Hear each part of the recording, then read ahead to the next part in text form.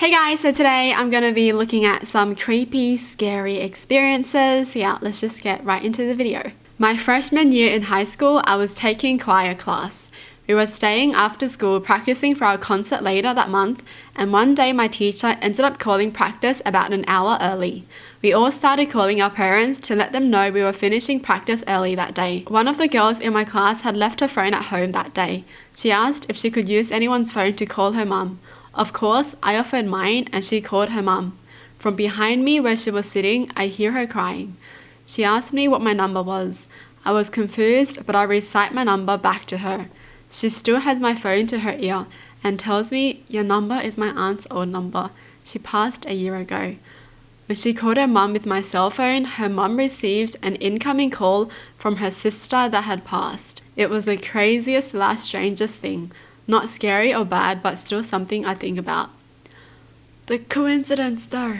So I'm assuming after the aunt passed away, the number was no longer in use and then someone else just took her number, right? But still, that's such a crazy coincidence. Was checking the cows one morning and was watching the calves play and counting them all when I heard an odd sound in the woods. It sounded like a woman crying, and I walked around. That's when it started screaming at that point. So I said screw this and walked back to the UTV and went home. In all reality, I knew it was a mountain lion. I didn't want no part of that crap. They make it sound like they were so heartless, you know. A screaming woman, screw her, I'm going home. That ain't good. But yeah, I think it's a common thing that people know mountain lions sound like a woman screaming when they're mating. Is it if they're mating? Or why do they scream? They just scream? For no reason? They just scream to scare people? That's what they do. I was an 18-year-old Canadian female living in Hong Kong by myself to study Cantonese. One of my good friends wanted to show me Macau. It's being called the Chinese Las Vegas. I agreed and we boarded the ferry at around 8 at night. It takes about an hour to get there, so we arrived at about 9. We took off to the casinos and had a great night. On a whim, my friend asked me if I wanted to go to mainland China on another ferry from Macau. I had never been to this particular area of China, so I said sure. Problem, my friend went through the immigration for the last ferry, and I was right behind him. I was denied because I didn't have a visitor's visa for mainland China. My friend was Chinese, so he had no problem. 18-year-old me had no idea this was a thing, as Macau and Hong Kong didn't require them, and they wouldn't let my friend back in. Best part, my phone was dead. I was kicked out back to the streets of Macau, with no way to contact my friend and no idea how to get back to Hong Kong. They didn't let the friend back in? How come? Can't he just be like, oh, actually, I don't want to go anymore? No? He can't just cancel his like little ferry pass or something? Why does he have to go if he doesn't want to go? I'm confused. At this time, it was about 1 a.m. I'm walking the streets, looking in convenience stores for phone chargers, panicking, having no idea what to do. As soon as I left a convenience store, a man came up to me and asked me how much. Mind you, I was wearing jeans and a t-shirt with running shoes, but that's besides the point. I told him no and kept walking. He followed me. It's dark. I'm walking down the street. I have no idea where I am and my phone is dead. I can hear him getting closer behind me. I realize up the street is an alleyway and I remember thinking, this is going to end badly if I don't do anything. Just as I suspected, I get closer to the alleyway and I hear him start running up to me. I turn around and his hand was reaching to grab me and I punched him as hard as I could in the face. He didn't fall down, just took a few steps back and held his face. As luck would have it, a taxi was going down the street. I jumped in and just screamed, "Go!" in Cantonese. I finally managed to find my way back home, but oh my gosh, I was so stupid. That's scary. I'm just more shocked at the fact that they didn't let the friend back in if he said he didn't want to go anymore. You can't do that. Am I dumb? I'm more shocked she just kept walking, you know. I would have went back into the convenience store. Because I'm assuming it couldn't have been that far if she just left the convenience store, right?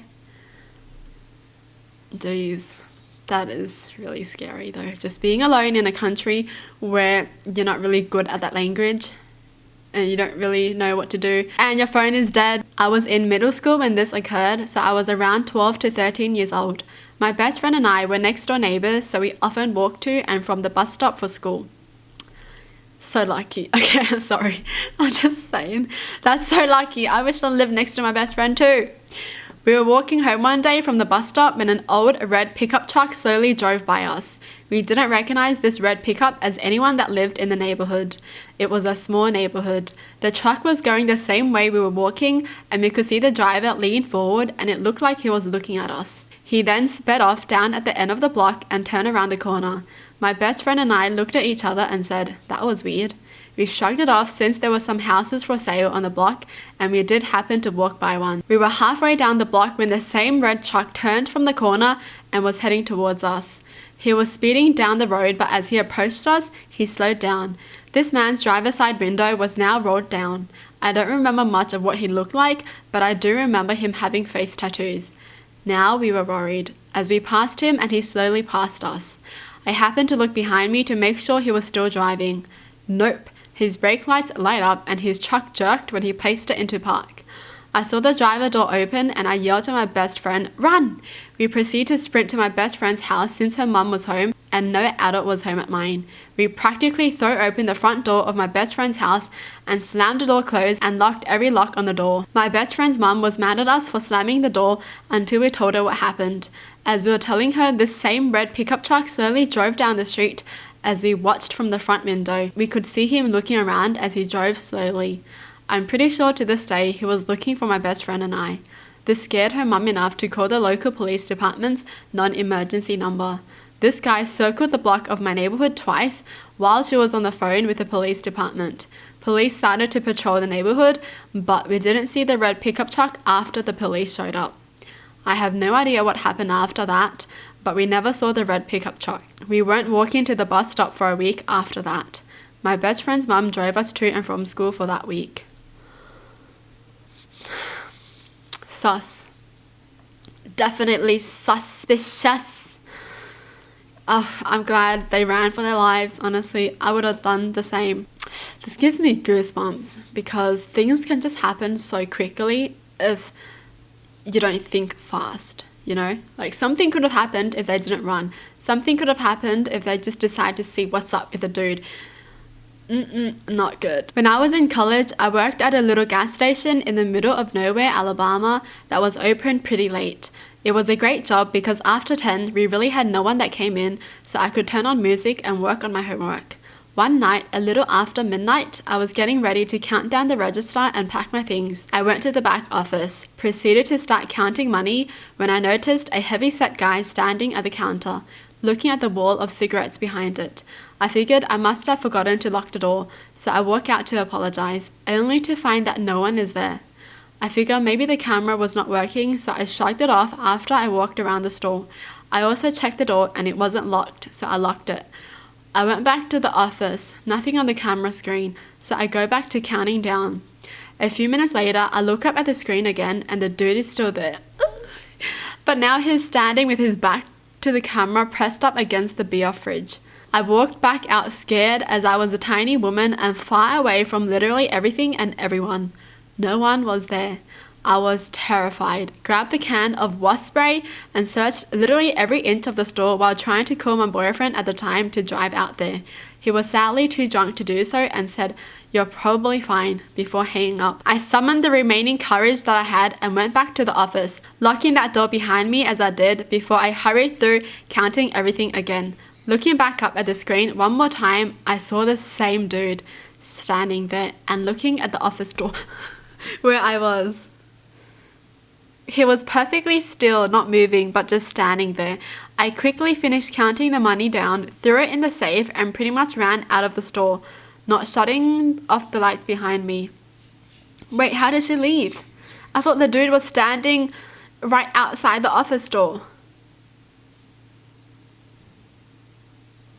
Was there like another place to leave in the office or something? That's scary. This reminds me of the short film. What was the short film? You know, when someone was taking a selfie and then they saw a figure, but then they weren't so sure, and then they took another selfie and then there was no one there, and then they took another selfie and the figure was like closer or something. That was what it reminded me of. Oh my gosh. It also reminds me of the light, switching off the light on and off. They switch off the light and then they see someone behind them, they turn it on, no one, switch it off, it's coming closer, turn it on, no one, switch it off, it's behind them. That reminded me of that. That's scary as. Jeez. Oh my gosh.